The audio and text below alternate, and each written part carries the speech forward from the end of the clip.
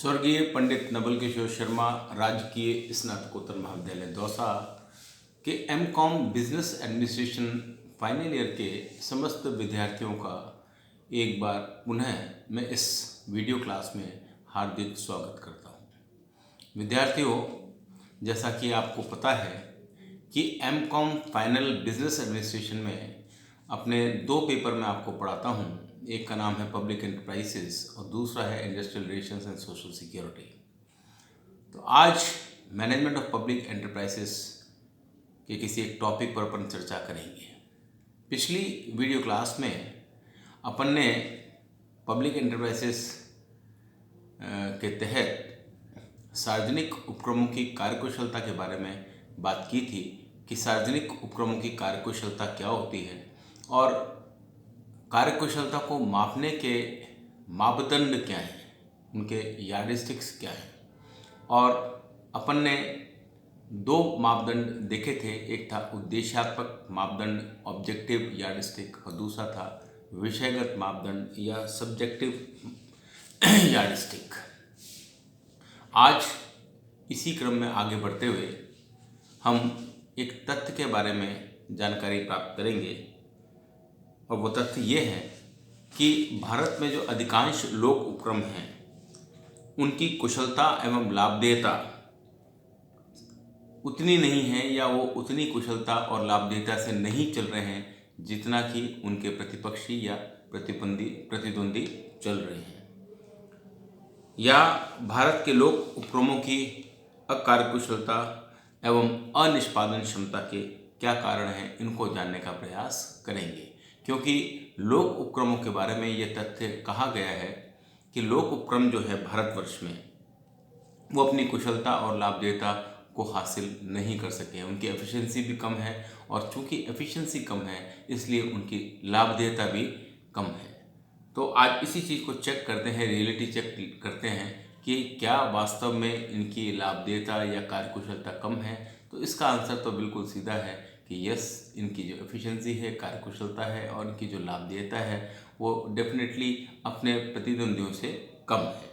अब भारत के लोक उपक्रम की कार्यकुशलता एवं अनिष्पादन क्षमता, मतलब जो इनकी अकार्यकुशलता है, जो इनएफिशिएंसी है या अनिष्पादन क्षमता है, उसके क्या कारण हैं, इनको जानने का प्रयास इस वीडियो के माध्यम से आज अपन करने जा रहे हैं। तो हम इनको सार्वजनिक क्षेत्र की समस्याएं या आलोचनाएं या दोष कह सकते हैं, अथवा भारत के लोक उपक्रमों की अकार्यकुशलता एवं अनिष्पादन क्षमता के कारण भी कह सकते हैं। तो लोक उपक्रम जो है उसमें अनेक क्वालिटीज़ हैं, बहुत से गुण हैं और बहुत सी क्वालिटीज़ होने के बाद भी ये कहा जा सकता है, ये कहा नहीं जा सकता कि ये उपक्रम एकदम दोष मुक्त है। मतलब इनमें क्वालिटीज़ तो बहुत हैं लेकिन उसके उपरांत भी हम ये नहीं कह सकते कि लोक उपक्रम एकदम दोष मुक्त हैं। इन उपक्रमों की अनेक समस्याएं हैं, बहुत सी इनकी प्रॉब्लम्स हैं और इन प्रॉब्लम्स के आधार पर ही इनकी आलोचनाएं भी की जाती हैं। वर्तमान में तो सरकार ने इनके निजीकरण की ओर भी कदम बढ़ा दी हैं। अब वास्तव में लोक उपक्रमों की क्या समस्याएं हैं या इनकी अकार्यकुशलता या निष्पादन क्षमता कम है, उसके क्या कारण हैं, इनको हम जानने का प्रयास करते हैं। तो विद्यार्थियों, जो सबसे प्रमुख कारण और जो पहला कारण है वो है अकुशल प्रबंधकीय व्यवस्था। तो इनएफिशिएंट मैनेजरियल जो चीज़ें हैं या अकुशल प्रबंधकीय व्यवस्था जो है, ये लोक उपक्रमों की असफलता का हम कह सकते हैं सर्वाधिक महत्वपूर्ण और पहला कारण है। लोक उपक्रमों का प्रबंध हम जानते हैं सामान्यतः सरकारी प्रशासकीय अधिकारियों के हाथों में होता है और उनमें व्यावसायिक ज्ञान, बिजनेस की नॉलेज या योग्यता एवं अनुभव कम होता है, उनकी अभिरुचि भी कम होती है। तो क्योंकि इनका जो प्रबंधन है वो राजकीय अधिकारियों पर या प्रशासकीय अधिकारियों के हाथों में होता है, इसलिए इनमें क्या है कि व्यावसायिक गुण कम होते हैं, अनुभव कम होता है और योग्यता भी कम होती है और इनमें अभिरुचि भी कम पाई जाती है। बिजनेस एप्टीट्यूड भी प्रायः कम देखा जाता है। इससे वे लोक उपक्रमों के संचालन में सफल नहीं हो पाते हैं। इसके अतिरिक्त लोक उपक्रमों के क्षेत्र में भी उत्तरोत्तर वृद्धि हो रही है। मतलब लोक उपक्रमों का जो क्षेत्र है या जो स्कोप ऑफ पब्लिक एंटरप्राइजेस है वो भी उत्तरोत्तर बढ़ रहा है। ये भी एक कारण है लोक उपक्रमों की अकुशल प्रबंधकीय व्यवस्था का। तो अकुशल जो प्रबंधकीय व्यवस्था है ये लोक उपक्रमों की सबसे बड़ी, हम कह सकते हैं, समस्या के रूप में उभर कर आती है, क्योंकि अधिकांश लोक उपक्रमों का जो संचालन है वो सरकारी प्रशासकीय अधिकारियों यानी कि ब्यूरोक्रेट्स के हाथ में होता है, और वो बिजनेस को उतना नहीं समझते हैं। ब्यूरोक्रेसी में इंटेलिजेंट आदमी होते हैं लेकिन बिजनेस की बारीकियों को उतना नहीं समझते, उनमें व्यावसायिक ज्ञान, योग्यता और अनुभव की कमी होती है, इसलिए ये प्रॉब्लम्स आती हैं। तो पहला जो कारण था वो है अकुशल प्रबंधकीय व्यवस्था। दूसरा है अधिकारों का केंद्रीकरण। अब भारत के लोक उपक्रम के संगठन का कोई भी प्रारूप आप ले लें, मतलब लोक उपक्रमों के संगठन के या ऑर्गेनाइजेशन के हमारे देश में बहुत से प्रारूप हैं, निगम के रूप में, विभाग के रूप में या सरकारी कंपनी के रूप में, ऐसे बहुत से प्रारूप पाए जाते हैं। और जितने भी प्रारूप हैं, अधिकांश प्रारूप में, या हम कह सकते हैं कमोबेश सभी प्रारूपों में, संबंधित विभाग के मंत्री के पास ही अधिकारों का केंद्रीकरण होता है। मतलब जो संबंधित विभाग का मंत्री होता है उसके हाथों में ही सारा अधिकारों का केंद्रीकरण होता है, और उसकी यह सोच होती है, संबंधित विभाग के मंत्रीगण की यह सोच होती है कि अधिकार का प्रत्योजन एवं विकेंद्रीकरण करने से महत्व कम हो जाता है। मतलब आप अगर डेलीगेशन ऑफ अथॉरिटी करते हैं या हम डिसेंट्रलाइजेशन ऑफ अथॉरिटी करते हैं तो उससे अधिकारों का महत्व कम हो जाता है। इस प्रकार की जो सोच है उसका दुष्प्रभाव यह होता है कि उपक्रमों में कर्मचारियों की कुशलता एवं निष्पादन क्षमता कम हो जाती है। मतलब जब आप कर्मचारियों को अधिकार प्रदान नहीं करते या अधिकारों का प्रत्यायोजन नहीं करते या अधिकारों का विकेंद्रीकरण नहीं करते हैं, डिसेंट्रलाइजेशन नहीं करते हैं, तो इसका सबसे बड़ा जो बैड इफेक्ट है या दुष्प्रभाव है वो ये है कि कर्मचारियों की जो कुशलता है, एफिशिएंसी है, वो कम हो जाती है, तथा उनकी निष्पादन क्षमता, मतलब उनका जो परफॉर्मेंस लेवल है वो भी घट जाता है। तो ये दूसरी प्रमुख समस्या हुई सार्वजनिक उपक्रमों की कि अधिकारों का विकेंद्रीकरण यहाँ पर पाया जाता है। तीसरा है अस्पष्ट उद्देश्य। अब लोक उपक्रमों की स्थापना जो है वो अनेक उद्देश्यों को लेकर की जाती है।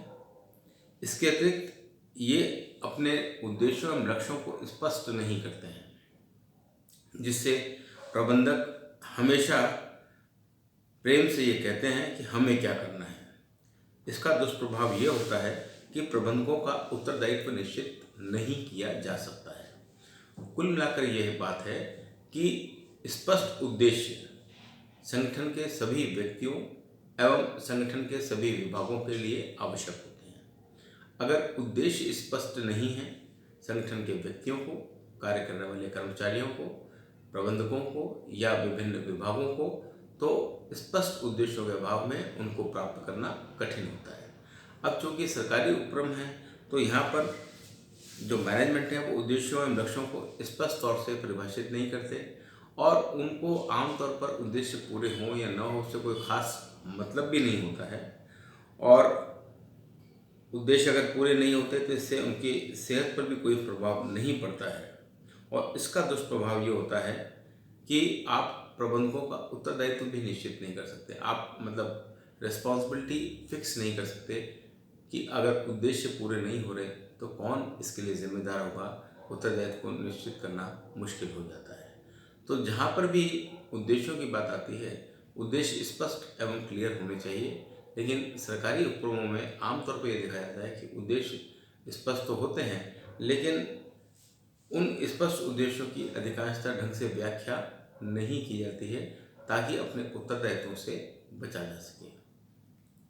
चौथा है राजनीतिक हस्तक्षेप या पॉलिटिकल इंटरफेरेंस। अब लोक उपक्रमों के संचालन में जो है राजनीतिक हस्तक्षेप अधिक है, बहुत ज़्यादा है, या हम कह सकते हैं दिनों दिन बढ़ता जा रहा है, क्योंकि वे अपने राजनीतिक स्वार्थों की जो पूर्ति है वो उन उपक्रम के माध्यम से करना चाहते हैं। मतलब लोक उपक्रमों का सबसे बड़ा दुष्परिणाम यही होता है कि जो नेतागण हैं या जो अधिकारीगण हैं वे अपने स्वार्थों की पूर्ति इन उपक्रमों के माध्यम से करना चाहते हैं। इसके अतिरिक्त दैनिक कार्यकलाप जो होते हैं उसमें भी ये हस्तक्षेप करते हैं। मतलब जो day to day routine matters की बातें होती हैं उसमें भी ये हस्तक्षेप करते हैं, जिससे कि उपक्रमों को सफलतापूर्वक चलाने में दिक्कतों का सामना करना पड़ता है। तो चूँकि लोक उपक्रमों का प्रबंध जो है सरकारी अधिकारियों के हाथों में होता है और इन विभागों का अध्यक्ष आमतौर पर या इनका सर्वे सर्वा आमतौर पर एक नेता होता है संबंधित विभाग का, तो इसी कारण से इनमें राजनीतिक हस्तक्षेप बहुत ज़्यादा होता है और राजनीतिक हस्तक्षेप होने के कारण से इनका सफल संचालन करने में बाधा उत्पन्न होती है। नेक्स्ट है नौकरशाही एवं सत्ता से लगाव। अब ब्यूरोक्रेसी का जब सवाल है, लोक उपक्रमों में नौकरशाही, ब्यूरोक्रेसी तथा लाल फीताशाही ज़्यादा देखने को मिलती है। लाल फीताशाही कहते हैं रेड टेपिज्म, जिसमें कार्य को बिल्कुल एज पर रूल्स किया जाता है। जो रिटर्न रूल्स होते हैं उससे ज़रा भी डिविएट नहीं किया जाता, उसे हम लाल फीताशाही के नाम से जानते हैं। तो लोक उपक्रमों में नौकरशाही होती है, ब्यूरोक्रेसी होती है तथा लाल फीताशाही ज़्यादा देखने को मिलती है, जो उनके सफल संचालन में बाधा उत्पन्न करती है। इस प्रवृत्ति से उपक्रमों को भारी क्षति भी उठानी पड़ती है। इसके अलावा उच्च अधिकारियों का सत्ता से बहुत अधिक लगाव भी देखने को मिलता है। मतलब जो उच्च प्रबंधक वर्ग है उसका सत्ता के प्रति लगाव भी बहुत देखने को मिलता है, जिससे निर्णय जो है सामयिक नहीं हो पाते एवं अच्छे नहीं हो पाते। क्योंकि प्रबंधकों का सत्ता से लगाव है, इसलिए निर्णय टाइमली नहीं हो पाते और अच्छे भी नहीं हो पाते। इन सब का दुष्परिणाम यह होता है कि उपक्रम को क्षति होती है और कर्मचारियों का सहयोग भी प्राप्त नहीं हो पाता। तो मतलब उपक्रम को क्षति क्यों होती है? क्योंकि बहुत ज़्यादा पॉलिटिकल इंटरफेरेंस के कारण या नौकरशाही कारण या रेड टेपिज्म के कारण, लाल फीताशाही के कारण कर्मचारियों का सहयोग प्राप्त करना भी बड़ा मुश्किल कार्य होता है। नेक्स्ट जो प्रॉब्लम आती है वो है प्रेरणा का अभाव। अब लोक क्षेत्र में जो भी व्यक्ति कार्य करते हैं हम सब जानते हैं कि उनमें प्रेरणा का अभाव होता है। उनको कार्य करने का कोई मोटिवेशन नहीं होता है। जितने भी कर्मचारी हैं उनको एक वेतन मिलता है या भत्ता प्राप्त होता है। अधिक कार्य करने वाले या अधिक कार्यकुशल कर्मचारी को पृथक से कोई प्रोत्साहन नहीं दिया जाता। प्रोत्साहन व अभिप्रेरणा के अभाव में पहलपन की क्षमता कमज़ोर पड़ जाती है। तो ये एक बड़ा कारण है सार्वजनिक उपक्रमों की असफलता का, या हम कह सकते हैं कि सार्वजनिक उपक्रमों की अकार्यकुशलता का, कि देयर इज़ नो इंसेंटिव। उसमें किसी प्रकार का कोई इंसेंटिव नहीं है, कोई प्रेरणा नहीं है। आप अच्छा काम करते हैं तो भी आपको कोई प्रेरणा नहीं दी जाती, आप बुरा काम करते हैं तो उसके लिए भी आपको दंड नहीं दिया जाता। और हम सब अच्छी तरह जानते हैं कि अभिप्रेरणा का क्या महत्व होता है। अभिप्रेरणा न केवल कर्मचारी की कार्यकुशलता को बढ़ाने के लिए ज़रूरी है, बल्कि जो कार्यकुशल कर्मचारी हैं संस्था में उनकी कार्यकुशलता कम ना हो जाए या उनकी कार्यकुशलता को मेंटेन करने के लिए भी अभिप्रेरणा ज़रूरी होती है। तो अभिप्रेरणा चाहे कर्मचारी कुशल हो चाहे अकुशल हो, सभी के लिए आवश्यक होती है। और सार्वजनिक उपक्रमों में हम इस प्रेरणा का अभाव बिल्कुल साफ देखते हैं कि जो कर्मचारी कुशल भी होता है, बहुत अधिक कुशल भी होता है, उसको भी कोई इंसेंटिव या प्रेरणा नहीं मिलती, जिसके कारण से धीरे धीरे वो भी जो व्यक्ति है उसकी कार्यकुशलता भी अकार्यकुशलता में तब्दील होने लगती है। तो सार्वजनिक उपक्रम में चूँकि प्रेरणा का अभाव है, इसलिए भी हम देखते हैं कि सरकारी या सार्वजनिक उपक्रमों में काम करने में समस्याएं पैदा होती हैं। नेक्स्ट है त्रुटि युक्त संगठनात्मक स्वरूप। अब जो संगठन का संरचना या संगठन का जो स्वरूप होता है, जो ऑर्गेनाइजेशन स्ट्रक्चर होता है, उसकी यदि बात की जाए तो सार्वजनिक उपक्रम के अनेक संगठनात्मक स्वरूप होते हैं। मतलब जो पब्लिक एंटरप्राइजेस हैं इनके संगठन के अनेक प्रारूप हैं। भारत में अधिकांशतः आपको विभागीय संगठन, डिपार्टमेंटल ऑर्गेनाइजेशन एवं सरकारी कंपनी प्रारूप में कार्य कर रहे हैं। मतलब भारत में अधिकांशतः अगर सार्वजनिक उपक्रमों की बात की जाए तो डिपार्टमेंटल ऑर्गेनाइजेशन के रूप में मिलते हैं या सरकारी कंपनी के रूप में कार्य कर रहे हैं, जो कि उचित स्वायत्तता प्रदान नहीं कहते। मतलब न सरकारी कंपनी के रूप में न विभागीय संगठन के रूप में उचित स्वायत्तता नहीं है, ऑटोनॉमी प्राप्त नहीं होती। हालांकि व्यावसायिक एवं औद्योगिक लोक उपक्रमों के लिए निगम जो प्रारूप है या निगम संगठन श्रेष्ठ माना जाता है।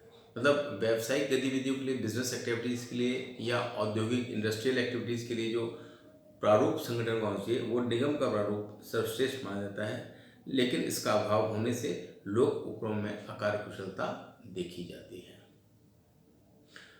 नेक्स्ट है अनुपयुक्त अंकेक्षण प्रणाली।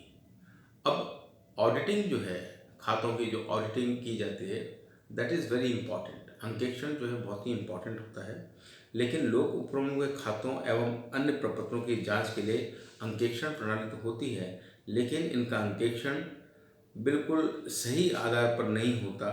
विधि प्रदान तो होता है, लेकिन कर्मचारी वैधानिक खानापूर्ति में जुटे रहते हैं और कार्य की उपयुक्तता पर ध्यान नहीं देते। तो कुल मिलाकर हम कह सकते हैं कि जो इनकी ऑडिट सिस्टम है वो थोड़ी रॉटन हो चुकी है, सड़ी गली हो चुकी है। हालांकि विधि विधान सब तय किए जा चुके हैं और इनका जो अंकेक्षण है विधि विधान के अनुसार ही होता है, लेकिन विधि विधान के नाम पर केवल खानापूर्ति कर दी जाती है और कार्य की उपयुक्तता पर भी कोई ध्यान नहीं दिया जाता।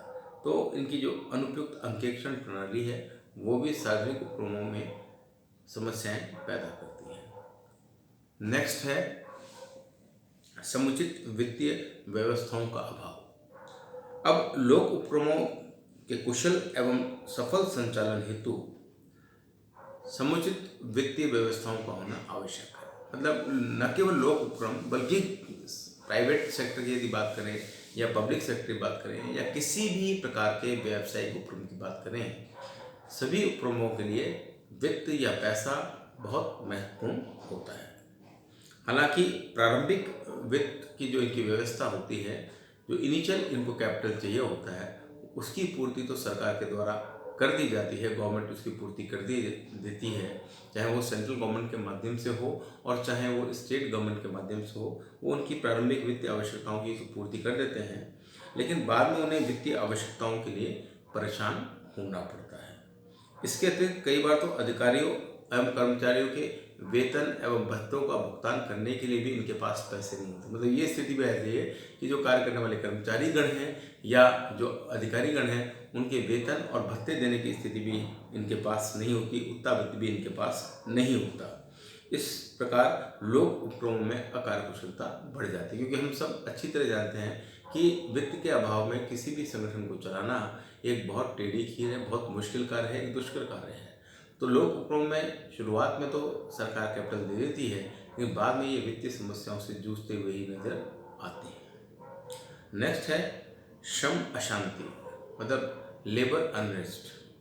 अब लोक उपक्रमों में हम देखते हैं कि श्रम अशांति, श्रम आंदोलन, हड़ताल, तालाबंदी आदि बहुत ज़्यादा होते हैं।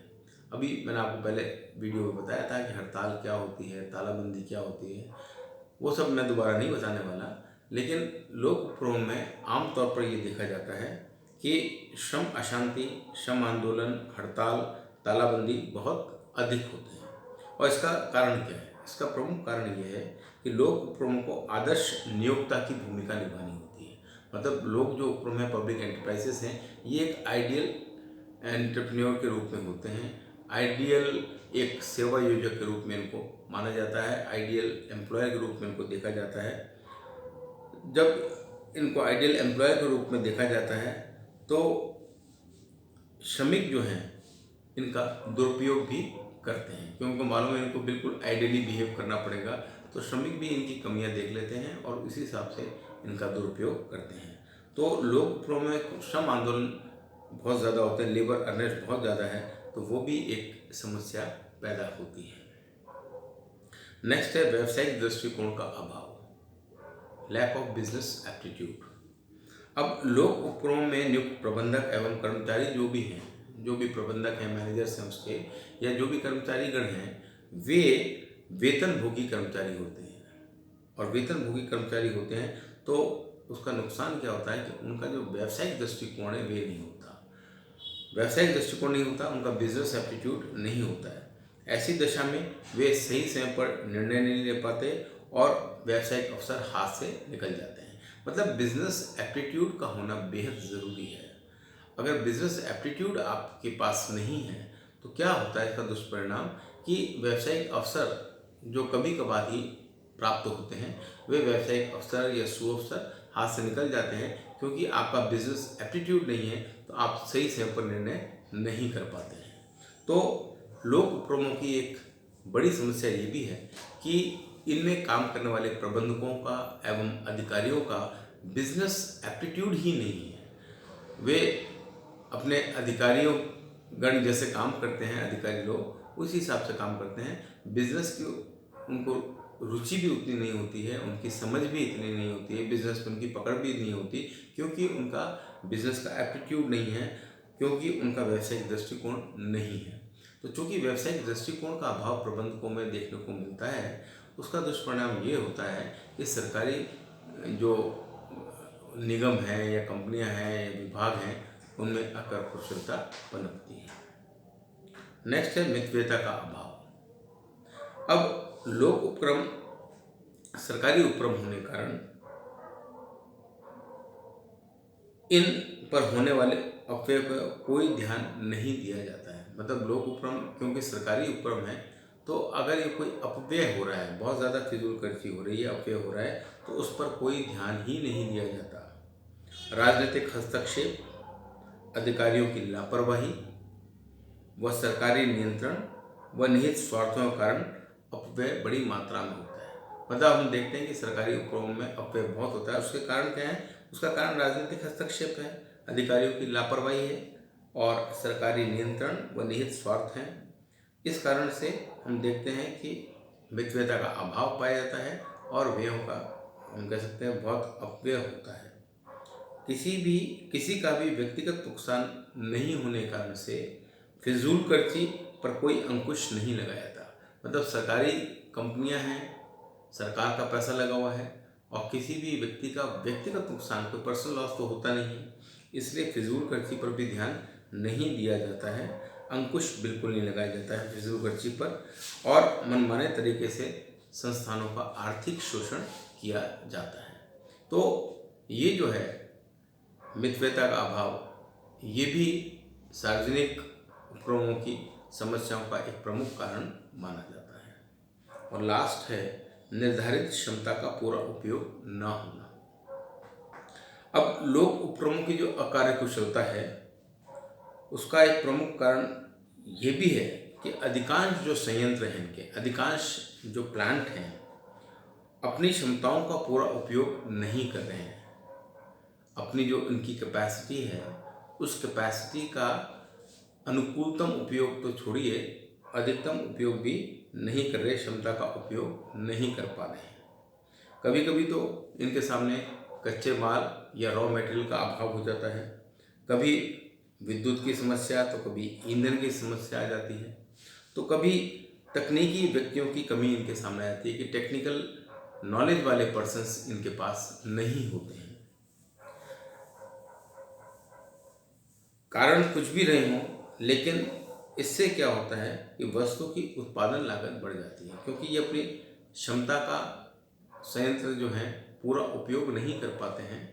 उसके कारण से वस्तुओं की प्रति इकाई उत्पादन लागत बढ़ जाती है और जब वस्तुओं की प्रति इकाई उत्पादन लागत बढ़ जाती है तो हम देखते हैं कि इनके प्रॉफिट्स कम हो जाते हैं, प्रॉफिट मार्जिन्स कम हो जाते हैं। तो विद्यार्थियों, ये मैंने आपको पिछली बार कार्यकुशलता के बारे में बताया था कि कार्यकुशलता क्या है, कार्यकुशलता को कैसे मापते हैं और मापदंड भी मैंने आपको बताए थे। आज अपन ने देखा कि वास्तव में लोक उपक्रमों की कार्यकुशलता नहीं है तो क्यों नहीं है, उसके क्या कारण हैं, या ये अकुशल हैं तो उसकी अकुशलता या निष्पादन क्षमता कम है तो निष्पादन क्षमता कम होने के क्या कारण हैं, वो मैंने आपके सामने रखे। एक बार पुनः मैं आपको बता देता हूँ कि लोक उपक्रमों की अकार्यकुशलता एवं अनिष्पादन क्षमता के जो कारण हैं वो ये हैं। पहला, अकुशल प्रबंधकीय व्यवस्था। दूसरा, अधिकारों का केंद्रीकरण। तीसरा, अस्पष्ट उद्देश्य। चौथा, राजनीतिक हस्तक्षेप। पांचवा, नौकरशाही एवं सत्ता से लगाव। छठा, प्रेरणा का अभाव। सातवां, त्रुटियुक्त संगठन स्वरूप। आठवां, अनुपयुक्त अंकेक्षण प्रणाली। नौवां, श्रम अशांति। 10वां, समुचित वित्तीय व्यवस्थाओं का अभाव। 11वां, व्यावसायिक दृष्टिकोण का अभाव। 12वां, मितव्ययता का अभाव। और 13वां और अंतिम, निर्धारित क्षमता का पूरा उपयोग न होना। तो आज की इस वीडियो क्लास को मैं यहीं समाप्त करता हूँ। अब नेक्स्ट वीडियो क्लास में पब्लिक एंटरप्राइजेस के तहत ही अपन भारत के लोक उपक्रमों की कार्यकुशलता एवं अनिष्पादन क्षमता को दूर करने के लिए सरकार द्वारा क्या कदम उठाए गए हैं उनके बारे में जानकारी प्राप्त करेंगे। आज की क्लास यहीं समाप्त करता हूँ। धन्यवाद।